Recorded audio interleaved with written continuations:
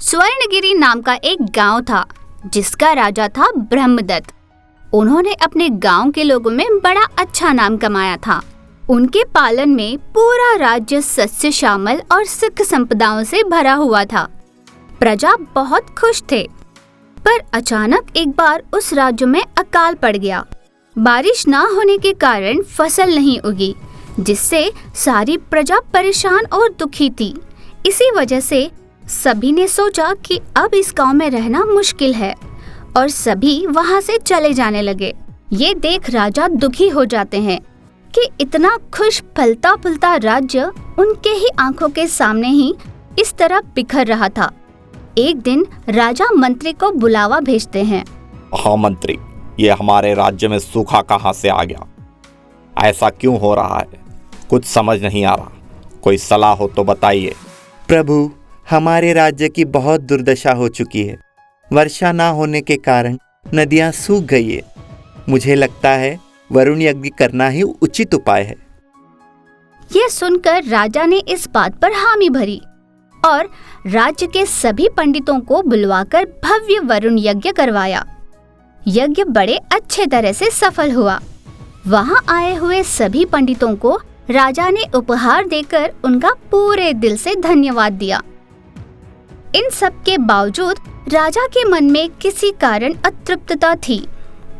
इसीलिए वे अपने मन को शांत करने के लिए उस रात पूजा घर में ही सो जाते हैं। उस रात राजा के सपने में भगवान विष्णु प्रकट हो जाते हैं। मैं तुम्हारे राज्य के उत्तर भाग के भूगर्भ में बसा हूँ। मेरे एक महाभक्त की इच्छा पूर्ति के लिए मैं यहाँ आकर बसा हूँ। मेरी मूर्ति को बिना हानि पहुंचाए मेरे मंदिर का निर्माण किया जाए। कहकर अदृश्य हो जाते हैं। अगले दिन राजा अपने परिवार को साथ लेकर भगवान जी के कहे अनुसार एक जगह जाकर खुदाई करते हैं और देखते हैं कि वहाँ एक विग्रह है। ये देख राजा ने तुरंत मंत्री को वहाँ बुलाया। मंत्री जी, यहाँ इस मूर्ति को क्षति पहुँचाए बिना मंदिर बनवाने के लिए उचित शास्त्रज्ञ को बुलवाइए। जैसी आपकी आज्ञा।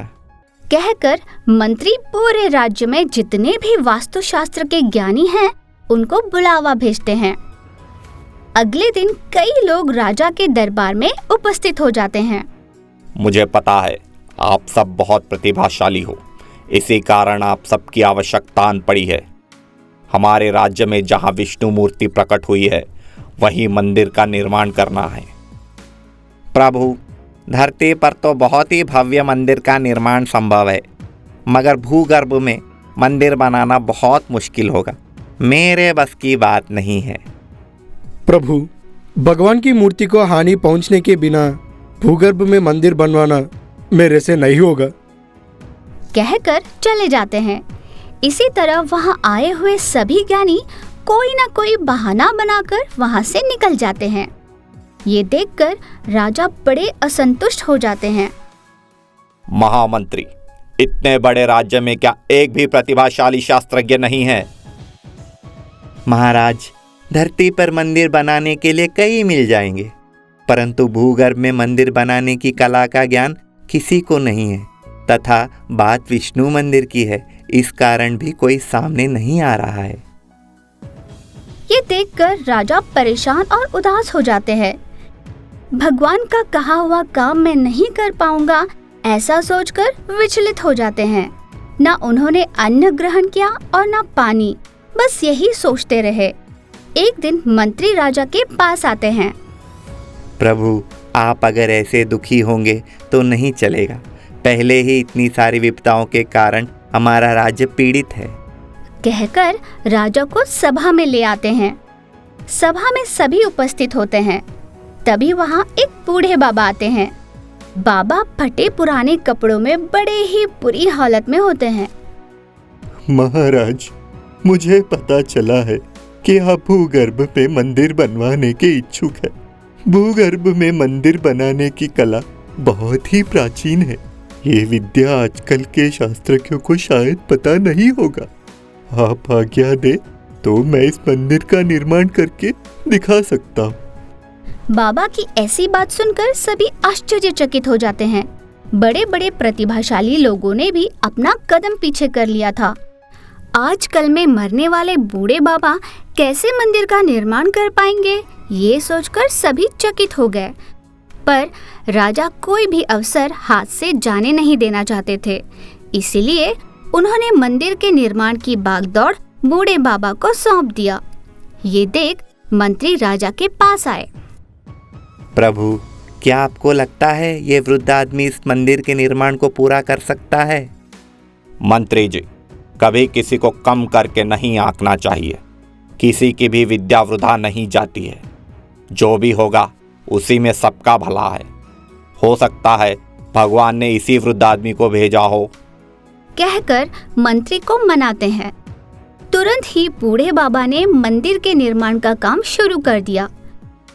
बड़ी ही चतुराई से उस विग्रह को बिना हिलाए भूगर्भ में अति सुंदर मंदिर, जलकुंड और भक्तगणों के लिए सीढ़ियों का निर्माण करते हैं, जिसे देखकर सभी मंत्रमुग्ध हो जाते हैं। इस अद्भुत कलाकारी को देखने के लिए लोगों की बड़ी संख्या में वहां भीड़ लग जाती है। राजा बाबा के इस प्रतिभा से प्रसन्न होकर उनका सत्कार करते हैं और बारिश भी होने लगी। ये देख राजा बहुत प्रसन्न हुए। जो काम किसी से न हो सका उसको तुमने कर दिखाया। तुम्हें जो चाहिए हम देने को तैयार है। महाराज, मुझे कुछ नहीं चाहिए, लेकिन मेरी एक सलाह है। मैंने गौर किया है कि मंदिर वाली जमीन बंजर है और वर्षा का पानी जमीन सोख लेती है। यह सुनकर राजा सोचने लगते हैं। उनके कहे अनुसार तालाब खुदवाया गया, जिसमें बारिश का पानी जमा होता था और इस तरह उस गांव में कभी भी पानी की कोई कमी नहीं हुई। उस बूढ़े बाबा का बनाया हुआ वह मंदिर हमेशा के लिए चिरस्थायी रह गया।